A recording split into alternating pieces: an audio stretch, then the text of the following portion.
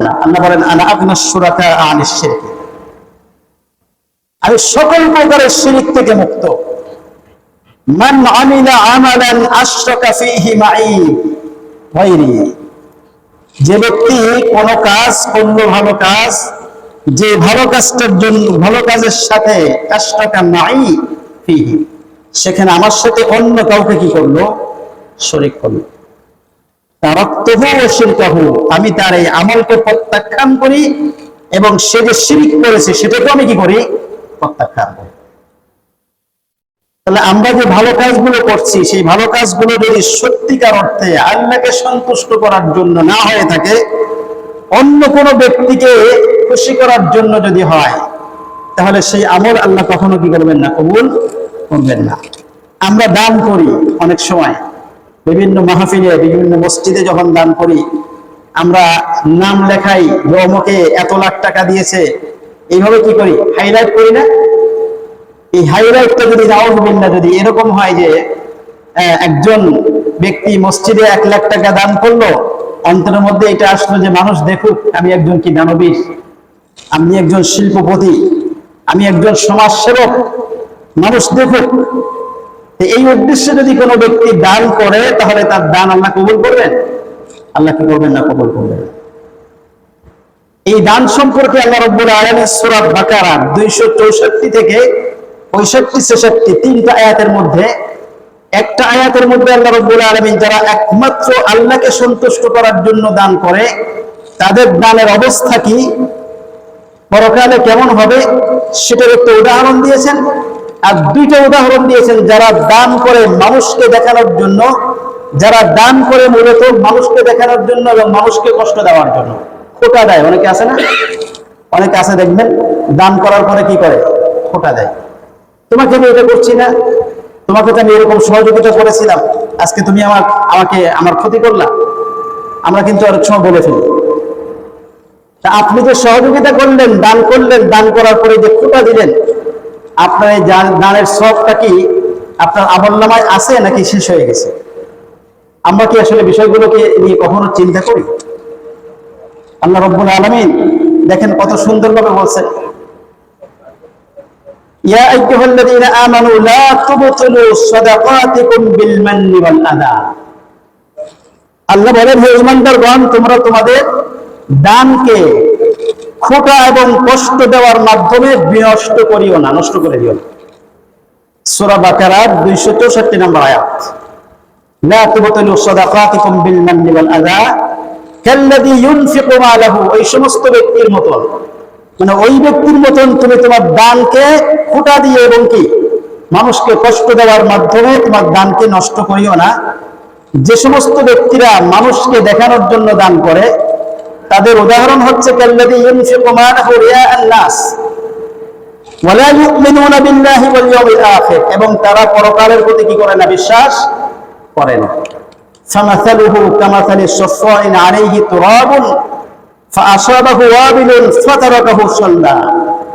আল্লাহ বলেন, এই সমস্ত ব্যক্তিদের দান যারা মানুষকে দেখানোর জন্য বা খোটা দেয় দান করে, এই সমস্ত ব্যক্তিদের দানটা হলো এরকম যে একটা পরিষ্কার পাথরের উপর যদি কিছু মাটি পড়ে, পলি মাটি পড়লো, এই পলি মাটির উপর কথার কথা 1 বিঘত মাটি যদি সেখানে আসে, তবে ওই মাটির উপর যদি কোনো শস্য কিছু আমরা তো যদি কি করি, ক্ষেত খামার করি, তাহলে ক্ষেত খামার হবে।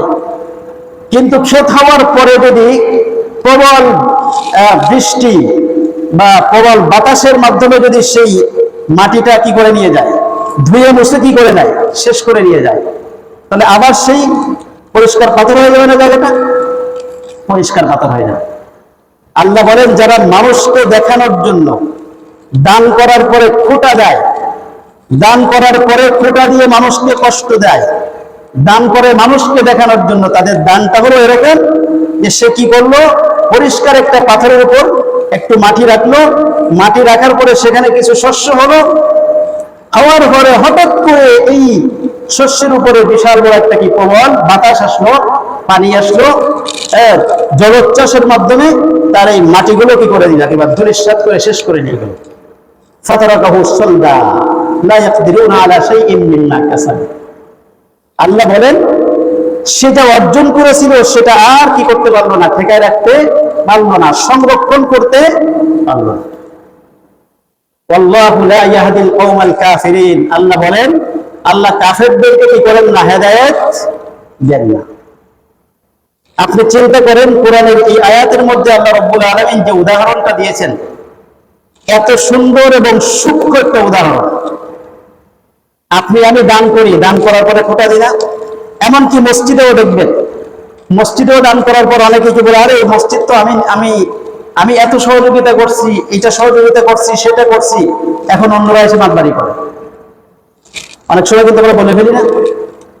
তা আপনি কি মসজিদে দান করেছিলেন এখানে মাতবাড়ি করার জন্য, নাকি আপনি আল্লাহকে সন্তুষ্ট করার জন্য মসজিদ করেছিলেন? আপনার এই কথা থেকে এটা স্পষ্ট হচ্ছে আসলে আপনি কি করেন নাই, আল্লাহকে সন্তুষ্ট করার জন্য মসজিদে সহযোগিতা করেননি। এই ধরনের মন্তব্য যদি আপনি করেন, সাথে সাথে আপনার সবটা কি হয়ে গেল, আপনি ধ্বংস করে দিলেন। আপনার সবটা গেল কি হয়ে গেল, ধ্বংস হয়ে গেল। এই জন্য ভাইয়েরা আমার, আমরা দান করব, দান করার পরে এরকম কি করবো না, খুঁটা দেব না। খুঁটা দেবেন তো আপনার আমল কি মুহূর্তের মধ্যে কি হয়ে গেল, শেষ হয়ে গেল। আপনি আমি দেখতে পাচ্ছি না কিয়ামতের ময়দানে আমরা কি করবো, এটা স্পষ্টভাবে আমরা কি করতে পারবো, দেখতে পাবো। আল্লাহ রাব্বুল আলামিন আরেকটা উদাহরণ দিয়েছেন, যারা দান করে মানুষকে দেখানোর জন্য, দান করার পরে খুঁটা দেয়, এই সমস্ত ব্যক্তিদের আরেকটা উদাহরণ দিয়েছেন। আল্লাহ বলেন, ওয়ামাসালুল লাযীনা ইউনফিকুনা আমওয়ালাহুম ইবতিগাআ মারদাতিল্লাহ ওয়া তাসবীতাম মিন আনফুসিহিম কামাসালি জান্নাতিন বিরাবওয়াতিন আসাবাহা ওয়াবিলুন ফাআতাত উকুলাহা দি'ফাইন।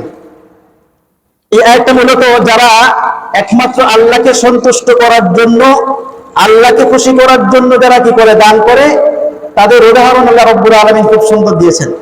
তাদের উদাহরণ তো হলো এমন যে সুন্দর একটা উদ্যান, একটা বাগান, যে বাগানের মধ্যে খেজুর বৃক্ষ রয়েছে, আঙ্গুরের বৃক্ষ রয়েছে, এবং এই আঙ্গুর এবং খেজুরের বৃক্ষের উপর হঠাৎ করে সুন্দর একটা বৃষ্টি আসলো, প্রবল বৃষ্টি।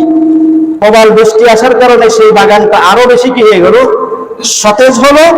সতেজ হওয়ার পরে তার বাগানের মধ্যে দ্বিগুণ কি আসলো, ফসল চলে আসলো। কথার কথা, অনেক সময় দেখবেন আমরা যে ধানগুলো লাগাই, ধান লাগানোর পরে যখন বৃষ্টিটা আসে, বৃষ্টি আসার পরে যে ধানটা আরো বেশি কি হয়, সতেজ হয়ে যায়। যেখানে কি বলে যে 1 বিঘা জমির মধ্যে 50 মণ ধান হওয়ার কথা, সেখানে বৃষ্টির কারণে 100 মণ হয়ে যায় না, ডবল হয়ে যায়। আল্লাহ রাব্বুল আলামিন বলেন, যারা আল্লাহকে সন্তুষ্ট করার জন্য দান করে, তাদের উদাহরণ হচ্ছে সে আখিরাতের মধ্যে একটা বাগান কি করলো, সৃষ্টি করলো, যেই বাগানের মধ্যে খেজুর এবং কি রয়েছে, আঙ্গুরের কি রয়েছে, বাগান রয়েছে, এবং সেখানে সে বৃষ্টির পানি দিল। পানি দেওয়ার কারণে তার বাগানের ফসল দ্বিগুণ হয়ে গেল। কি হয়ে গেল, দ্বিগুণ হয়ে গেল। আল্লাহ বলেন, ওয়াল্লাহু ইউদাইফু লিমান ইয়াশা আল্লাহু ওয়াসিউন আলীম। আল্লাহ রাব্বুল আলামিন যদি চান তাহলে সেটাকে আরো বেশি কি করে দিতে পারেন, বৃদ্ধি করে দিতে পারেন। তাহলে আমরা যদি আল্লাহকে সন্তুষ্ট করার জন্য দান করি, তাহলে আমাদের দান কি থাকবে, পরকালের মধ্যে ঠিক থাকবে, বাগানের মতন সংরক্ষিত থাকবে। আর যখন আপনি আমি খুঁটা দেব, খুঁটা দেওয়ার সাথে সাথে মানুষকে দেখানোর জন্য যদি দান করি, আরেকটা উদাহরণ আল্লাহ রাব্বুল আলামিন এভাবে দিয়েছেন যে একজন ব্যক্তি, যে ব্যক্তি একটা ক্ষেত খামার করলো, করার পরে সেখানে খুব সুন্দর একটা বাগান হলো। বাগান হওয়ার পরে তার সন্তান সন্ততি রয়েছে, হঠাৎ করে সে বার্ধক্য উপনীত হলো। বার্ধক্য উপনীত হওয়ার পরে তার বাগানের উপর দিয়ে একটি অগ্নিবায়ু প্রবাহিত হলো। অগ্নিবায়ু কি হয়েছে, প্রবাহিত হয়েছে। অগ্নিবায়ু প্রবাহিত হওয়ার কারণে তার বাগানের মধ্যে যে শস্য সুন্দর সুজলা সুফলা, যে শস্য শ্যামলা ছিল, মুহূর্তের মধ্যে অগ্নিবায়ু এসে তার বাগানটাকে জ্বালিয়ে পুড়িয়ে কি করে দিল, শেষ করে দিল। অনেক সময় হয় না এরকম, আমরা ক্ষেত খামার করছি, হঠাৎ করে বাতাস আসলো, জলোচ্ছ্বাস হলো। জলোচ্ছ্বাসের সাথে তো কি আসে, অনেক সময় আগুন আসে না, একেবারে ক্ষেতটাকে কি করে দিল, জ্বালিয়ে পুড়িয়ে কি করে দিয়ে গেল, শেষ করে দিয়ে গেল। তো কৃষক সেখান থেকে কিছুই কি করতে পারে না, অর্জন করতে পারে না।